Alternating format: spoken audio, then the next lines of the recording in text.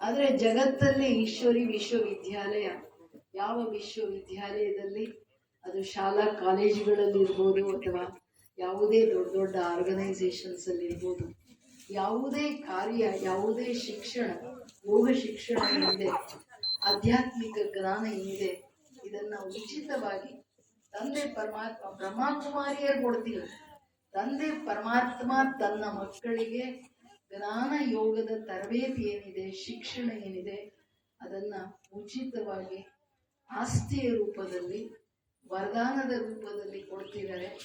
ಇದು ಸಿದ್ಧ ಮಾಡುತ್ತೆ ಈ ಕಾರ್ಯವನ್ನ ತಂದೆ ಪರಮಾತ್ಮ ಮಾಡಿಸ್ತಿದ್ದಾರೆ.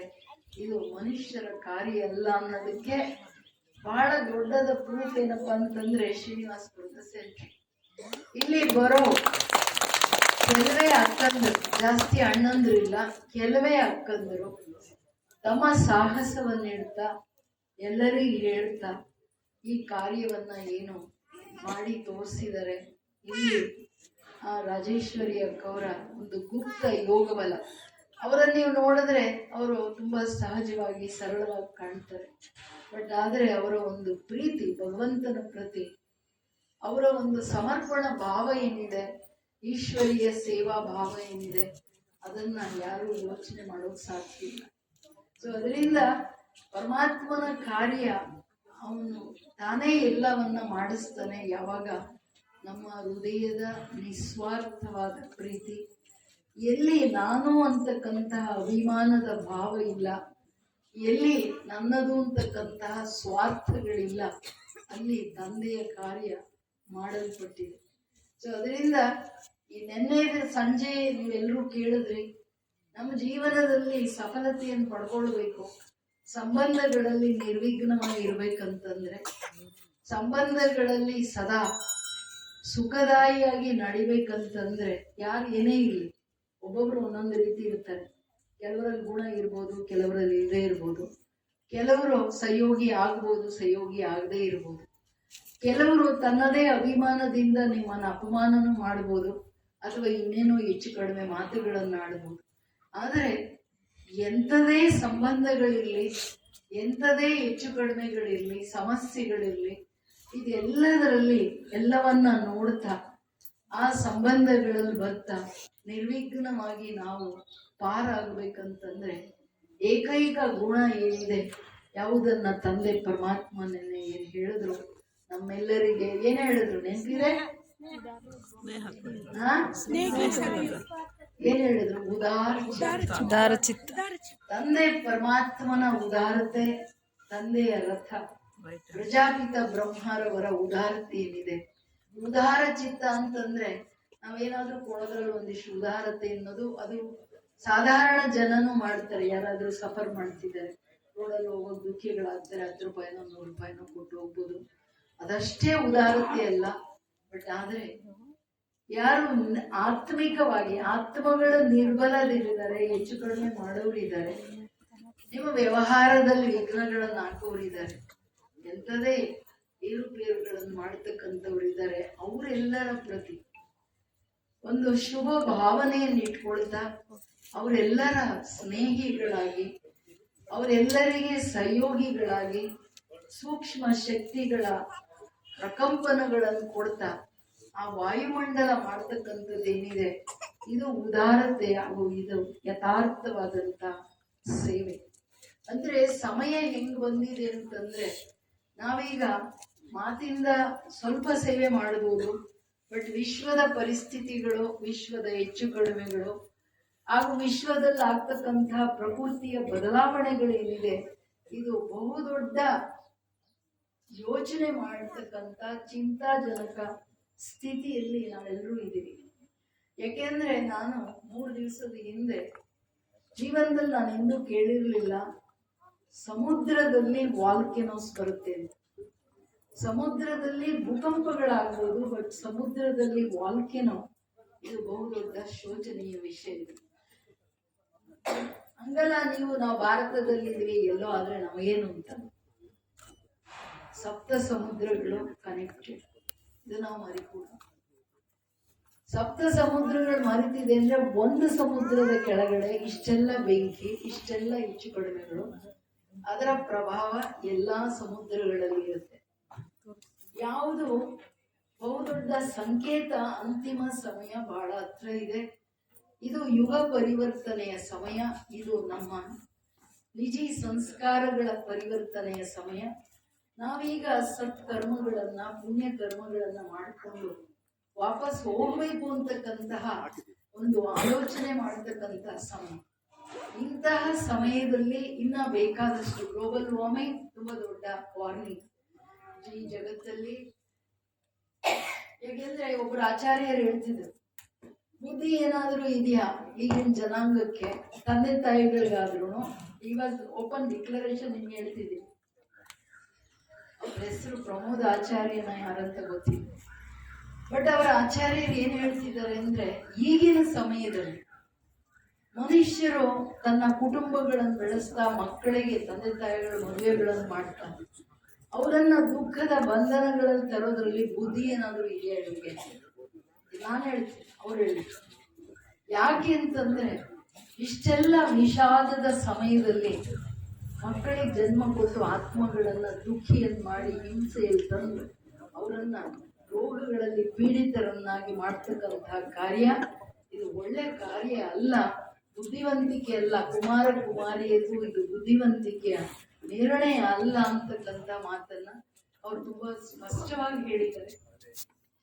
ಯಾಕೆಂದ್ರೆ ಗ್ಲೋಬಲ್ ವಾರ್ಮಿಂಗ್ ಇಂದ ಆಗ್ತಕ್ಕಂತಹ ಅನಾಹುತಗಳೇನಿದೆ ಅದು ವಿಜ್ಞಾನಿಗಳು ಬಹಳವಾಗಿ ಹೇಳ್ತಿದ್ದಾರೆ. ಯಾಕೆಂತಂದ್ರೆ, ಒಂದು ಉತ್ತರ ಧ್ರುವ ದಕ್ಷಿಣ ಧ್ರುವದಲ್ಲಿ ಆಗ್ತಕ್ಕಂತಹ ತುಂಬಾ ದೊಡ್ಡ ಬದಲಾವಣೆ. ಇನ್ನೊಂದು ಭೂಮಿ ಹಿಂಗಿರೋದು ಹಿಂಗ ಆಗ್ತಾ ಹೋಗ್ತಿದೆ ಅಂದ್ರೆ, ಭೂಮಿ ಏನು ಸಣ್ಣ ಚೆಂಡಲ್ಲ, ಅದು ತುಂಬಾ ದೊಡ್ಡದು. ಅದೇನಾದ್ರೂ ಹಿಂಗಾದ್ರೆ ಮುಗಿದೋಯ್ತು. ಸೊ ಇದೆಲ್ಲ ಏನ್ ಸಂಕೇತಗಳಿದೆ. ಅಂಡ್ ಲಾಸ್ಟ್ ಒನ್ ನಿಮ್ಮೆಲ್ಲರಿಗೂ ಗೊತ್ತಿದೆ, ಆಫ್ರಿಕಾದ ಹತ್ರ ದೇಶಗಳ ಒಂದು ಮಧ್ಯದಲ್ಲಿ ಬಹುದೊಡ್ಡ ಸಮುದ್ರದ, ಅಂದ್ರೆ ಭೂಮಿ ತಾನೇ ಡಿವೈಡ್ ಆಗ್ತಿದೆ, ಅದರ ಮಧ್ಯದಲ್ಲಿ ನೀರು ಬರ್ತಿದೆ. ಅಂದ್ರೆ ಅವರು ಸಪ್ತ ಸಮುದ್ರಗಳ ಜೊತೆ ಇನ್ನೊಂದು ಸಮುದ್ರದ ಒಂದು ಕಲ್ಪನೆ ಏನಿದೆ ವಿಜ್ಞಾನಿಗಳು ಕೊಟ್ಟಿದ್ದಾರೆ. ಸೊ ನಾನು ಯಾಕೆ ಇದೆಲ್ಲ ಹೇಳ್ತಿದ್ದೀನಿ ಅಂದ್ರೆ, ನಿಮ್ಮನ್ನು ಭಯಪಡಿಸಕ್ಕಲ್ಲ, ಬಟ್ ಇರೋ ವಾಸ್ತವವನ್ನ ಅರ್ಥ ಮಾಡ್ಕೊಳ್ತಾ, ಯುಗ ಪರಿವರ್ತನೆಯ ಸಮಯವನ್ನ ಅರ್ಥ ಮಾಡ್ಕೊಳ್ತಾ, ನಮ್ಮನ್ನ ನಾವೀಗ ನಮ್ಮ ಮನೋಬಲವನ್ನ, ನಮ್ಮ ಜ್ಞಾನ ಬಲವನ್ನ, ನಮ್ಮ ಯೋಗ ಬಲವನ್ನ ಹೆಚ್ಚಿಸ್ಕೊಳ್ತಾ, ನಮ್ಮ ತನ್ನ ರಕ್ಷಣೆ ಅಲ್ಲದೆ ನಿಮ್ಮ ಕುಟುಂಬದ, ನಿಮ್ಮ ಊರಿನ, ನಮ್ಮ ದೇಶ ರಾಜ್ಯಗಳ ರಕ್ಷಣೆಯ ಬಗ್ಗೆ ಚಿಂತೆ ಮಾಡೋ ಸಮಯ ಇಲ್ಲ. ಈಗ ಬೇರೆ ಸಮಯಕ್ಕೆ, ಬೇರೆ ಯೋಚನೆಗಳಿಗೆ ಸಮಯ ಕೊಡೋ ಟೈಮ್ ಅಲ್ಲ ಇದು. ಹಂಗ ನಾವು ಮಾಡ್ತೀವಿ ಅಂತಂದ್ರೆ ನಮಗಿಂತ ದಡ್ರು ಯಾರು ಇಲ್ಲ ಅಂತ. ಸೊ ಅದರಿಂದ ಸಮಯ ಬಹಳ ಹತ್ರ ಇದೆ. ಅಂಡ್ ಇವಾಗ ಬೇಕಾದಷ್ಟು ಪ್ರೆಡಿಕ್ಷನ್ಸ್ ನೀವು ಕೇಳ್ತಿದ್ದೀರಿ. ಆಲ್ರೆಡಿ ಕಲಿಯುಗ ಸಮಾಪ್ತಿಯಾಗಿದೆ, ಬ್ರಹ್ಮಾಂಡದಲ್ಲಿ ಸತ್ಯುಗದ ಸ್ಥಾಪನೆ ಆಗಿ ಹೋಗಿದೆ. ಯಾವುದಿಲ್ಲಿ ಸಾಕಾರ ಜಗತ್ತಲ್ಲಿ ಕಾಣಬೇಕಾಗಿದೆ. ಸೊ ಅಂದಾಗ ಅವ್ರು ಹೇಳೋ ಡೇಟ್ ಏನಪ್ಪ ಅಂದ್ರೆ, 30ಯಲ್ಲಿ 95% ಪ್ರಪಂಚದ ಪಾಪ್ಯುಲೇಷನ್ ಸಮಾಪ್ತಿ, 5% ಅದನ್ನು ಪವರ್ಫುಲ್ ಆತ್ಮಗಳಿರ್ತಾರೆ, ಯಾರ ಮನೋಬಲ ಇದೆ, ಯೋಗ ಬಲ, ಜ್ಞಾನ ಬಲ ಇದೆ ಅನ್ನೋ ಮಾತನ್ನ ಬೇಕಾದಷ್ಟು ಜನ ಹೇಳ್ತಿದ್ದಾರೆ. ಸೊ ಅಂದಾಗ ನಾವಿದು ಸಮಯ, ನಮ್ಮನ್ನು ನಾವು ಅರ್ಥ ಮಾಡ್ಕೋಬೇಕು, ನಾವು ಎಚ್ಚೆತ್ತುಕೊಳ್ಬೇಕು. ನಾನೀಗ ಏನ್ ಮಾಡ್ಬೇಕು, ಏನ್ ಮಾಡಬಾರ್ದು. ಈಗ ಚಿಕ್ಕ ಚಿಕ್ಕ ವಿಷಯಗಳಲ್ಲಿ, ಚಿಕ್ಕ ಚಿಕ್ಕ ಸಮಸ್ಯೆಗಳಲ್ಲಿ, ಅವ್ರಿವ್ರ ಮಾತುಗಳಲ್ಲಿ, ಇವ್ರಂಗೆ ಅವ್ರಂಗೆ, ಇದಂಗೆ ಪಕ್ಕದಲ್ಲಿ ಹಿಂಗೆ, ಈ ವಿಷಯಗಳಲ್ಲಿ ಹೋಗೋ ಟೈಮ್ ನಿಮ್ಗೆ ಕೈ ಬಿಟ್ಟು ಹೊರಟೋಯ್ತು. ಸಂಪೂರ್ಣವಾಗಿ ಸಮಯ ನಿಮಗೆ ಸೂಚನೆ ಚೆನ್ನಾಗಿ ಕೊಡ್ತಿದೆ. ಈಗ ನಮ್ಮ ಉನ್ನತಿಗಳನ್ನ ಮಾಡ್ಕೊಳ್ತಾ, ಒಬ್ಬ ತಂದೆ ಪರಮಾತ್ಮನ ನೆನಪಲ್ಲಿರ್ತಕ್ಕಂತಹ ಒಂದು ಏಕಾಗ್ರ ಚಿತ್ತ, ಏಕರಸ ಅಭ್ಯಾಸ ಏನಿದೆ, ಅದಷ್ಟೇ ನಮ್ಮ ರಕ್ಷಣೆಯ ಆಧಾರ. ಬಾಕಿ ಯಾವ ವಿಷಯಗಳು ನಮ್ಮ ರಕ್ಷಣೆಯ ಆಧಾರಗಳಲ್ಲ. ಈಗ ಎಲ್ಲಿನೋ ಯಾವ ಮೋಹ ಭ್ರಮೆಗಳಲ್ಲಿ, ಅಭಿಮಾನದ ಭ್ರಮೆಗಳಲ್ಲಿ ಸಿಕ್ಕಾಕೊಳ್ಳೋ ಸಮಯ ಅಲ್ಲ. ಬೇರೆ ಬೇರೆ ಅನೇಕ ರೀತಿಗಳನ್ನ ನೋಡ್ಕೊಳ್ತಾ ಹೆಚ್ಚು ಕಡಿಮೆಗಳನ್ನ ಮಾಡ್ಕೊಳ್ಳೋ ಸಮಯ ಅಲ್ಲ.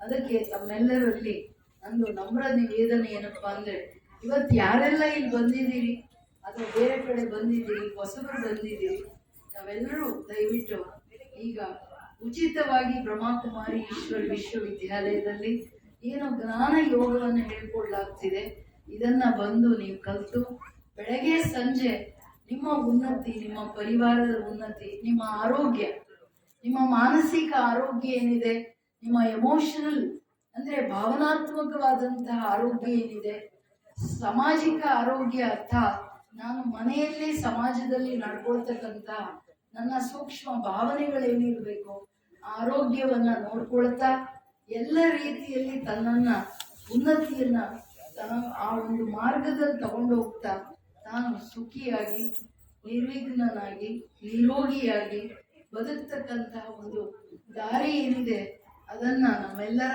ತಂದೆ ಭಕ್ತಿಯ ಫಲಸ್ವರೂಪವಾಗಿ ನಾವು ಏನೆಲ್ಲ ಇಷ್ಟೆಲ್ಲ ಕರೆದ್ರಿ ತಂದೆ ಪರಮಾತ್ಮನಿಗೆ, ಅವನು ಬಂದು ಇವಾಗ ನಮಗೆ ಈ ಜ್ಞಾನವನ್ನು ಕೊಟ್ಟು ನಾವು ಮಕ್ಕಳಿಗೆ ಸದ್ಗತಿಯ ಮಾರ್ಗವನ್ನು ತೋರಿಸ್ತಿದ್ದಾರೆ.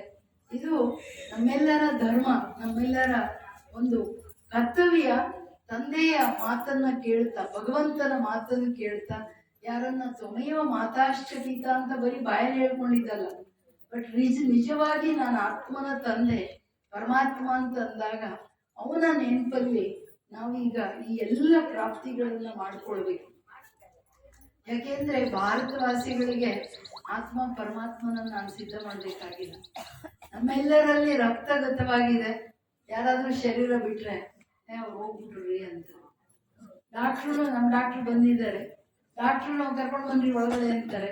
ಸ್ವಲ್ಪ ಹಂಗೆ ಹೆಚ್ಚು ಕಡಿಮೆ ಆದ್ರೆ ಆಚೆ ಬಂದ್ಬಿಟ್ಟು is no more, take the body ಅಂತ. ಪೇಷಂಟ್ ತಗೊಂಡೋಗ್ರಿ, ನನ್ನ ಶರೀರ ತಗೊಂಡೋಗ್ರಿ ಅಂತ ಮನೆಯಲ್ಲಿ ಕೇಳಿದ್ರು ಅವ್ರು ಹೋಗ್ಬಿಟ್ರಿ, ಅವ್ರ ಶರೀರ ತಗೊಂಡು ಬರ್ತಿದ್ದಾರೆ.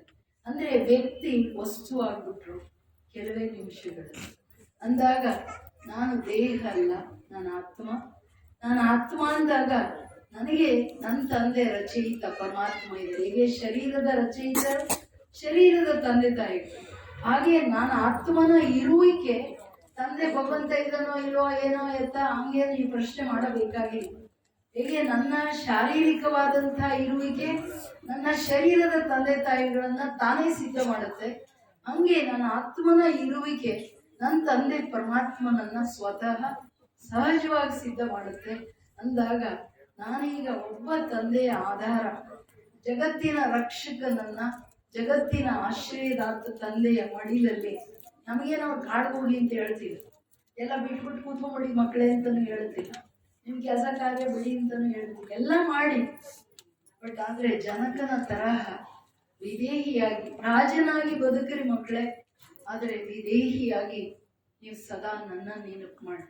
ಯಾಕೆಂದ್ರೆ ಜನಕ ರಾಜ ಜೀವನ್ ಮುಕ್ತ ಅಂತ ಏನು ಕನಸ್ಕೊಂಡ್ರು, ಇದು ನಮಗೆ ಗೊತ್ತಿದೆ, ಶಾಸ್ತ್ರಗಳು ಸ್ಪಷ್ಟವಾಗಿದೆ.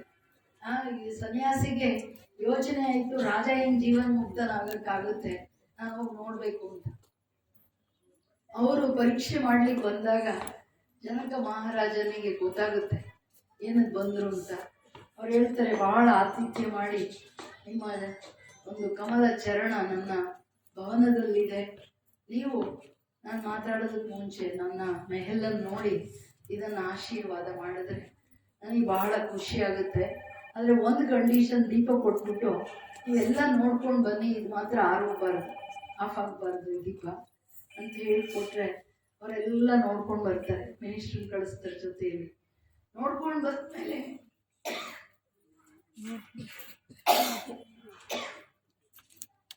ಏನಾಗುತ್ತೆ ಅಂತಂದ್ರೆ ಅವ್ರು ಕೇಳ್ತಾರೆ ನನ್ನ ಮೆಹಲ್ ಹೆಂಗಿತ್ತು ಅಂತ. ಸಾಧು ಹೇಳ್ತಾರೆ, ಮೆಹಲಲ್ಲಿ ಏನೇನಿತ್ತು ಅದೇನು ನನ್ನ ಬುದ್ಧಿಯಲ್ಲಿ ಇಲ್ಲ ಕಣಪ್ಪ, ಯಾಕೆಂದ್ರೆ ನನ್ನ ಗಮನ ಎಲ್ಲ ದೀಪ ಆರೋಗ್ಬಾರ್ದು ಅಂತ ಇತ್ತು. ಸೊ ಅದಕ್ಕೆ ಅವ್ರು ಹೇಳ್ತಾರೆ, ಮಹಾತ್ಮ ನೀವು ಯಾವ ಪ್ರಶ್ನೆ ಮಾಡೋದು ನನ್ನ ಹತ್ರ ಬಂದಿದ್ದೀರಲ್ಲ, ನಂದು ಉತ್ತರ ಇದೆ. ನನಗೆ ಒಳಗಿನ ಜ್ಯೋತಿ ನನ್ನ ಬುದ್ಧಿಯಿಂದ ನಂದಿಗೆ ಹೋಗ್ಬಾರ್ದು, ನಾನು ಮರಿ ಕೂಡ್ದು, ನನ್ನ ಆತ್ಮ ಅತಿ ಸೂಕ್ಷ್ಮ ಜ್ಯೋತಿರ್ಲಿಂದು ನಾನೊಂದು ಶಕ್ತಿ, ನಾನು ಎಲ್ಲ ಗುಣಗಳ ಒಂದು ಪುಂಜಿಯಾಗಿದ್ದೀನಿ ಅನ್ನೋ ಮಾತನ್ನ ನಾನು ಮರಿ ಕೂಡ್ದು. ಸೊ ನಾನು ಆತ್ಮ ನನ್ನ ತಂದೆ ಪರಮಾತ್ಮನನ್ನ ಪರಂಜ್ಯೋತಿಯನ್ನು ಮರಿ ಕೂಡ್ದು. ಅದಕ್ಕೆ ನನಗೆ ಇಡೀ ಗಮನ, ನಾನು ಎಲ್ಲ ಮಾಡ್ತಿದ್ರು ನನಗೆ ನನ್ನ ಬಗ್ಗೆ ಗಮನ ಇದೆ, ನನ್ನ ಸತ್ಕರ್ಮಗಳ ಬಗ್ಗೆ ಗಮನ ಇದೆ, ಆದರೆ ನನಗೆ ಬೇರೆ ಯಾವ ಗಮನ ಇಲ್ಲ. ಅದಕ್ಕೆ ನನಗೆ ಯಾವ ಬಂಧನಗಳಿಲ್ಲ. ಇದು ನಮ್ಮೆಲ್ಲರಿಗೆ ಬಹುದೊಡ್ಡ ಪಾಠ. ಇಲ್ಲಿ ನಾನು ನಂದು ನಂದು ನಂದು ಏನು 1 ಸೆಕೆಂಡಲ್ಲಿ ಹೋದ್ರೆ ಯಾವುದು ಇಲ್ಲ. ಇದನ್ನ ನಾವು ತುಂಬಾ ಚೆನ್ನಾಗಿ ಕೇಳಕ್ಕಲ್ಲ ಕತೆ, ಬಟ್ ಆದರೆ ಜೀವನದಲ್ಲಿ ನಮ್ಮ ಪ್ರತಿ ಚಲನೆಯಲ್ಲಿ, ಪ್ರತಿ ವ್ಯವಹಾರದಲ್ಲಿ ಇದು ಕಾಣಬೇಕು. ಅದಕ್ಕೆ ತಂದೆ ಪರಮಾತ್ಮ ಕೊಡೋ ಜ್ಞಾನ ಯೋಗ ನಮಗೆ ಬಹಳ ಸಹಯೋಗ ಕೊಡುತ್ತೆ. ಅಷ್ಟನ್ನು ಹೇಳ್ತಾ ನಿಮ್ಮೆಲ್ಲರಲ್ಲಿ ನಮ್ರ ನಮ್ಯದನೆಯನ್ನು ಮಾಡ್ತಾ ನಾನು ಪುನಃ ಹೇಳ್ತೀನಿ, ಇದು ಅಂತಿಮ ಸಮಯ. ನೀವೆಲ್ಲರೂ ಜ್ಞಾನ ಯೋಗದ ಏನು ಸಬ್ಜೆಕ್ಟ್ ಇದೆ ಅದನ್ನು ಜಾಸ್ತಿ ಮಾಡಿಕೊಳ್ಬೇಕು. ಇನ್ನು ಬೇರೆ ಆಲೋಚನೆಗಳಿಗೆ ಸಮಯ ಇಲ್ಲ, ಸಮಯ ಕೊಡಬೇಡಿ. ಓಂ ಶಾಂತಿ.